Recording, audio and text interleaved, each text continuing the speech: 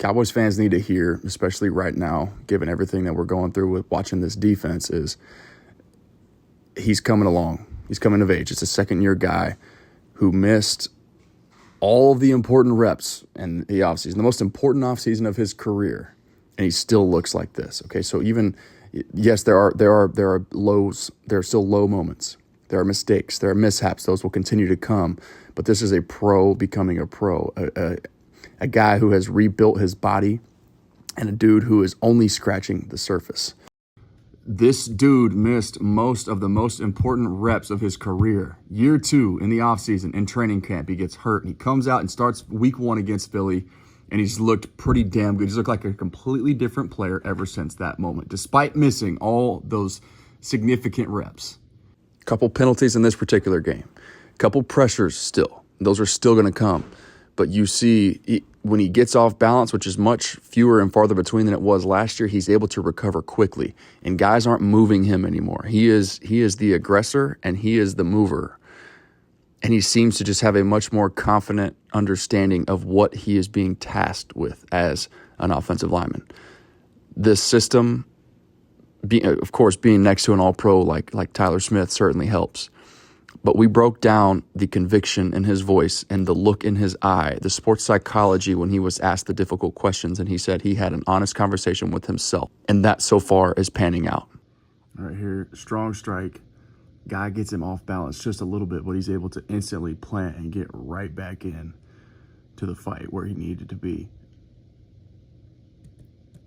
You're just seeing a stronger player. I mean, he's not off balance nearly as much. He's not getting knocked back nearly as much. It's a pro becoming a pro, right? And you see certain things with Tyler Guyton as far, like, I'm not going to sit here and talk overly technical offensive line play for. That's what Vach and Lou are for. But you can see a guy that's in position pretty easily. If you know what to look for, you can see it. All right? And very often I see a guy that's not only in position, but he's really confident when he's doing it. First play of the game, we can actually filter to that. Just watch this.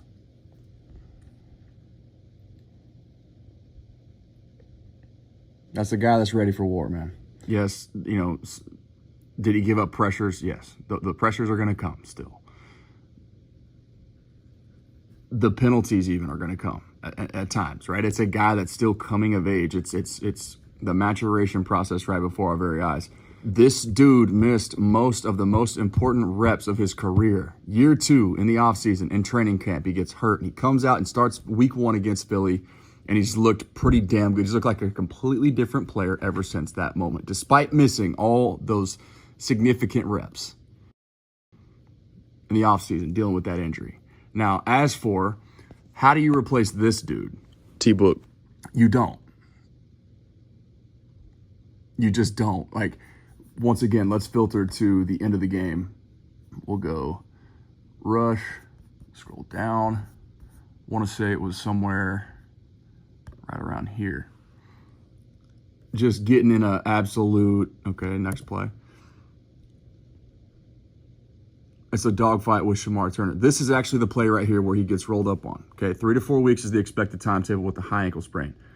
Gets rolled up on right there, but he finished the game, right? High ankle sprains are ridiculous injuries to overcome quickly. This does speak to the power of norepinephrine, adrenaline, right? But just watch the very next rush after he sprains, he comes down with a high ankle sprain, just bullies Shamar Turner. Boom, buries him. Just, you're my son, take a seat. I'm way bigger, I'm way more powerful, I'm more technically sound, even as a rookie myself, I'm on a different level than you. And so you don't replace that guy. But what you can do, gets rolled up there again. Tough. Took a couple shots, man. It just sucks to see guys dropping like flies with injuries as difficult to overcome as the high ankle sprain. But to me, who replaces Tyler Booker? You can't do it. But it's the guy that brings the most level of the most significant power to the table, because once again, this is a power approach. Power and pad level with Javonte Williams behind a power offensive interior. Is it TJ Bass? Is it Nate Thomas? Is it somebody else? I don't know. I don't know who the most powerful player is. TJ Bass, I've actually Got it right here. 6'4", 324. That's what he's listed. That's what Google tells you. Nate Thomas, 6'5", 331. TJ Bass is a nice insurance policy. I know that. We've seen him come in and fill in admirably in spot duty. But Nate Thomas is a guy that a lot of people would have told you. I didn't watch him closely enough, I will admit that. Even on site in Oxnard, I was keyed in on D-line. Y'all know that. But a lot of people would have said they would have felt great about Nate Thomas walking in there and starting week 1 at left tackle. So there's clearly a level of athleticism there. But I would say, watching the little bit of his tape that I have seen and knowing what we knew about him coming out of Louisiana, is that he's a powerful player as well, okay? All the right tools, all the right measurables, all the right physicality, but he plays with power. There's a level of power there that can't necessarily be taught. But I see, and this just going back just now, I cycled through the preseason, I see a guy that's kind of caught leaning a lot. And he'll strike you, and he'll knock people back, but he doesn't really keep his feet moving. So against more technical players that aren't replacement level preseason guys, what does that look like? So I'm curious, the sample size, what are people seeing? What do people know? What's going to happen at right guard? Gut tells me it's TJ Bass, but I trust Clayton Adams and Brian Schottenheimer, man, to make the right call and get the guy in there that's going to be a certified people mover, much like this young man right here. Can't wait to get Cooper Beebe, Tyler Booker, and everybody back so that we can just continue to see Javonte Williams run with reckless abandon, power, and pad level, man. Just leaning on that physicality because this really is a fun product. And all the misdirection elements, all the different ways that they can throw power at you with counter and split zone and just duo, right? Straight downhill. It's a different level. And we haven't seen this in so long from the Dallas Cowboys offensive line and their running game in particular. Now that we have it, we got guys dropping like flies, but it's a long season, man. Get desperate. Change some things up. Figure some things out. Throw everything and the kitchen sink at teams. Scrap, scratch, claw, fight. Do whatever you got to do. Buy yourself a little bit of time. Tyler Guyton is coming of age before our very eyes. He's a bright spot. I want to finish there. But just know it's not all bad. As doom and gloom and dead as it seems right now in Cowboys land, it is not all bad. You still have number 4 healthy. You still got Tyler Guyton coming of age, looking really good. You still got your best offensive lineman of the group. And then you got good insurance pieces filling in for Cooper Beebe and Tyler Booker, we think. Okay, Terrence Steele, he is who he is at this point, but they can help him out. Get Brevin Spanford a little bit more involved. You guys, if you haven't checked it out, go check out. If you haven't seen it yet, I should say, go check out my project on Brevin Spanford from week 2. Brevin Nasty Spanford, BNSF, as I'm calling him. It's just a guy that, once again, is really leaning into that physicality and maintaining the standard, if you will. Doing anything and everything possible to overcome that country club Cowboys culture. Anyway, hope you guys enjoyed this video. Hope that you are at the very least a little bit more encouraged.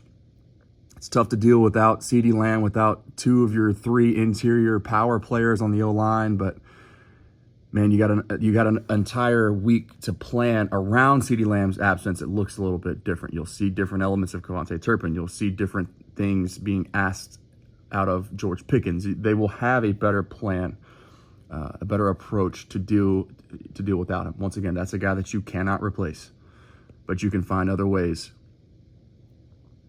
And if 10 other players elevate their game in one player's absence, then you can do a lot for yourself as far as nullifying or neutralizing the sting of his absence. So curious to see how this works, man. Help me continue to grow. We're making the push to 10K before the end of the season. We just crossed the 6K mark right now, but we're growing at a ridiculous pace, and that's because you guys are doing your part. You're telling people where to find the sports below the surface truth on the Dallas Cowboys. You're hitting that like button so that you're telling YouTube to continue to push this stuff out, man. I know that we can do it. Thank you for watching this video. Remember that prayer changes things and the war's already won.